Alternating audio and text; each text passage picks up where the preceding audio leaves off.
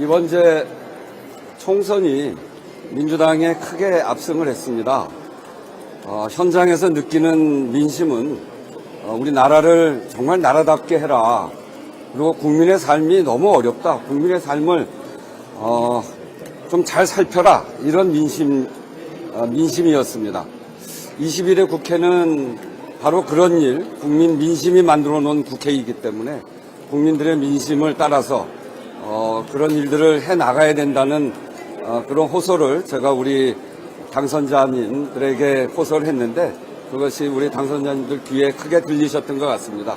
이렇게 우리 22대 국회 전반기를 맡게 됐는데 이 전반기 동안 국민들이 이번 총선에서 보여주신 민심을 잘 따라서 정말 나라를 나라답게 하고 국민의 삶을 개선하는 그런 일에 집중해서 일을 해 나가겠습니다. 이렇게 저에게 민주당 안에서 경선입니다만 이렇게 해서 국회의장이라고 하는 큰 일을 할 수 있도록 기회를 주신 민주당 당선자 여러분들께 다시 한번 감사의 말씀드립니다.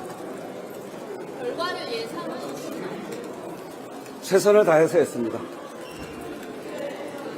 추미애 후보의 당선 가능성이 높게 점치는 보도가 많았는데 이게 좀 이변이라고 볼 수도 있을 것 같아요. 그건 보도가 그랬고요. 이번 선거 과정에 그 명심 논란을 많이 했는데 사실은 그런 명심 논란이 그렇게 내부적으로는 있지 않았습니다.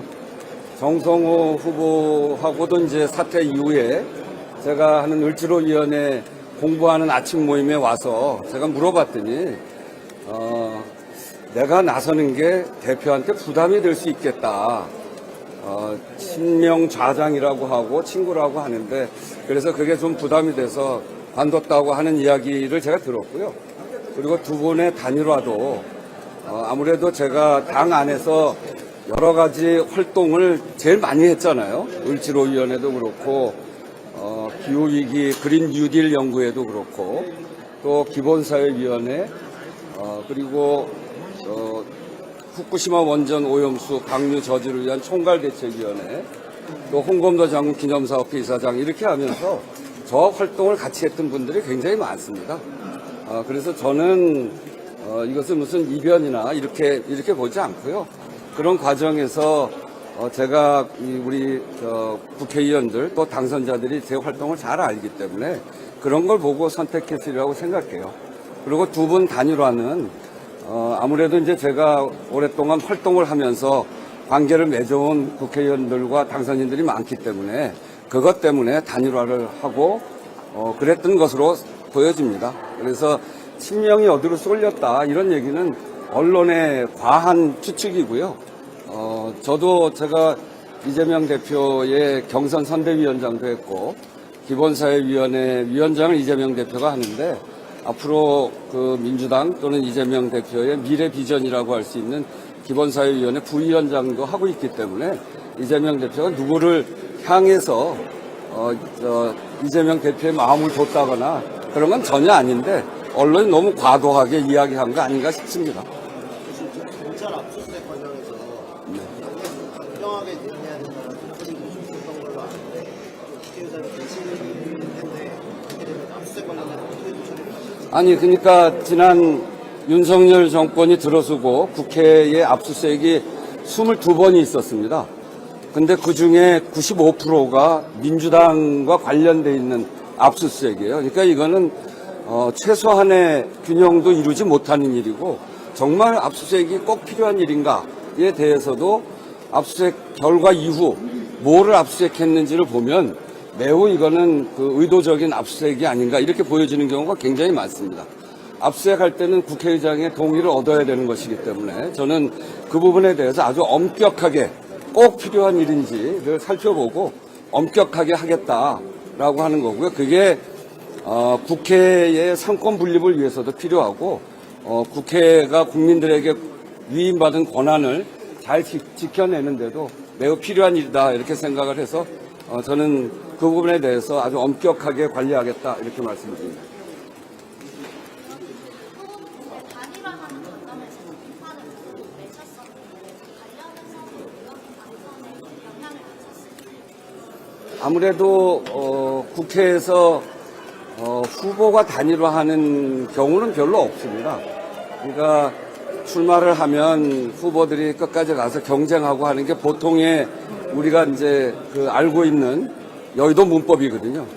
근데 갑자기 단일화가 되니까 이게 뭐지 하는 그런 생각들을 국회의원들이나 당선자들이 좀 했을 수 있다고 생각해요. 그런 점에서 그런 정도 영향이 좀 있으면 있을 수 있겠다 이런 생각은 합니다.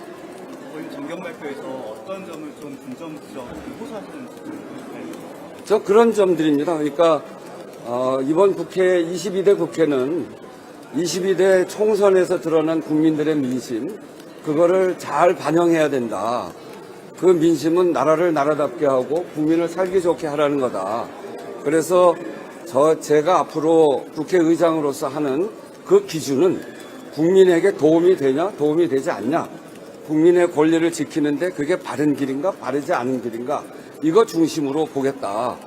그리고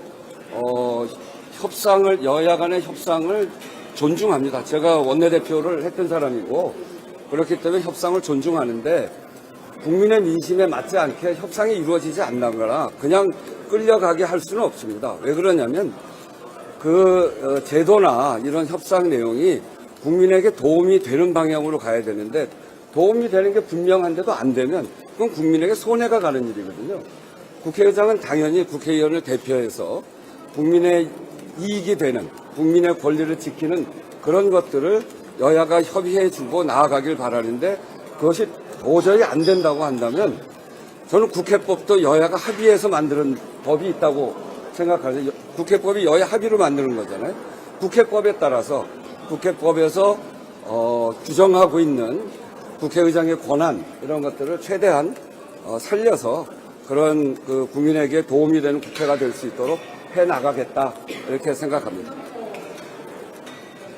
의원님, 개헌 관련해서 거부권 관련 개헌 22대 넘어가면 이제 개헌 이슈가 좀 떠오를 것 같은데 그 안에서 의장의 역할도 굉장히 있을 것 같아요. 네. 활동 생각하고 있나요? 지금 헌법이 87년 체제잖아요. 그러니까 이게 벌써 몇 년 됐습니까? 30년, 거의 40년 다 돼가는 그런 헌법이기 때문에 그 사이에 우리 사회가 엄청나게 변했죠. 87년에 대한민국 88 올림픽 전이잖아요. 근데 지금은 세계 선진국의 반열, OECD에서 인정한 식민지를 겪은 최초의 선진국이라고 얘기할 만큼 그 기간 동안 우리 사회가 완전히 변했습니다. 거기에 맞는 헌법 시스템을 갖는 것은 당연한 일이고 또 그렇기 때문에 개헌을 해야 된다. 전 그렇게 생각합니다. 그게 우리 사회가 지금 고민하고 있는 또 이 법률 미비, 헌법 미비 때문에 생겨나는 문제들 이런 것들을 해소하는 가장 중요한 첩경이라고 생각하고요. 그런 점에서 개헌을 할 수 있도록 국회가 최대한의 노력을 하고 국회의장도 아주 중요한 과제로 삼아서 해야 되겠다 이렇게 생각하고요. 거기에 권력구조의 개편 문제랄지 그다음에 입법부의 삼권 분립을 분명하게 하는 내용이랄지 이런 부분 또 이런 부분들이 그 개헌안에 당연히 담겨져서 그것이 국민들의 삶에 도움이 될 수 있는 그런 개헌으로 가야 된다 이렇게 생각합니다. 강경하게 밀고 있고 네? 강경하게 민주당에서 밀고 있고 주권 행사는 정말 이루어지고 있는데 사실 국회의장이 풀어야 될 숙제들이 좀 많은 것 같아요. 어떤 부분을 좀 보나요? 지금 이제 이렇게 뭐 최상병 특검이나 뭐 이런 것들 비춰된다. 그게 이제 난제죠. 결국은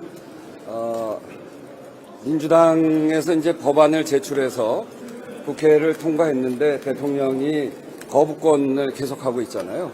근데 그 거부권을 한 법 중에서 이게 거부권을 하는 건 정말 국민이 동의될 만한 그리고 입법 하자가 있는 그런 법들에 대해서 거부권을 하는 거는 그건 대통령의 권한이죠.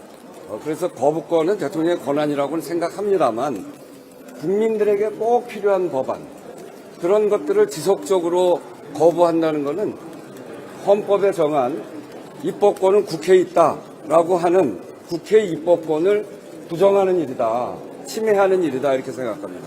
상권 분립을 분명히 하기 위해서는 대통령의 거부권은 아주 제한적으로 국민들이 동의할 만한 사유가 있어야 해야 된다고 생각하고 지금까지 모든 대통령이 그렇게 운영해 왔습니다. 그래서 지금 거부권의 남용은 그 국회가 갖고 있는 입법권을 침해하는 것이 되기 때문에 상권 분립을 침해하는 일이고 그래서 그것은 국회의장으로서 안 되는 일이다 이렇게 생각합니다. 단지 거부권으로 해서 한 법들을 어떻게 그러면 통과시켜 나갈 것이냐. 야권이 다 합쳐서 해도 192석이기 때문에 8석이 부족합니다. 그 부분을 해결하는 일이 여야 원내대표 간 협상을 통해서 진행될 텐데 저는 제가 가장 우리 헌정사상 어려웠던 문재인 정부 첫 해 원내대표를 거치면서 정말 어려운 협상을 해봤습니다. 123석밖에 되지 않는 여당이었고 여소야대였고 교섭단체도 3대1이었습니다. 저 혼자고 야당이 셋이고 그리고 인수위도 없었기 때문에 이 장관 임명 과정에 국회 파행도 7번 있었고 그런 속에서 정부 구성하는 국무총리, 대법원장, 헌법재판소장, 추경, 정부조직법, 본예산까지 국회에서 다 표결로 처리했습니다. 저는 그런 과정을 거쳐 나갈 것이라고 생각하는데 국회의장으로서 앞에서도 말씀드렸던 대로 국민에게 도움이 되느냐 되지 않느냐 대통령이 거부권이 정당한 사유를 갖고 있느냐 아니냐 이런 거를 보고 국민들에게 호소도 하고 또 양당 원내대표의 그 협의 과정에 저도 당연히 중재자로서 참여하게 될 텐데 그게 단순히 중재만이 아니라 정말 국민에게 바른 방향으로 갈 수 있도록 국회의장으로서 최선을 다할 생각을 갖고 있습니다. 자, 이제 그만합시다. 네. 득표율이 공개가 안 돼서 그런데 이거는 개인적으로 실망하시기에는 어느 정도 차이 났나요? 그거 비공개니까 비공개로 끝내야 돼요.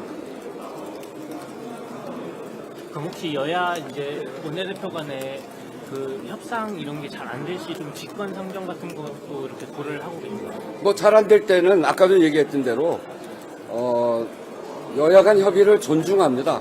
그거는 국회라고 하는 게 대화하는 기구이기 때문에 여야 간 협의를 존중하는데 정말 국민에게 이득이 되는 법인데 국민에게 도움이 되는 법인데 정말 진전이 안 된다. 그런 법을 너무 정파적인 정략적인 문제로 잘 안 된다. 그러면 그럴 때는 국민들의 동의를 얻어서 직권상정 그거는 국회법에 정하고 있는 거니까요. 국회법은 여야가 다 동의해서 만든 법입니다. 국회법 여야가 동의해서 만든 국회법에 정해진 절차에 따라서 그거는 그렇게 할 수 있다라는 점을 말씀드립니다. 자, 그만. 내가 너무 많이 하면 그 다음에 할 게 없죠.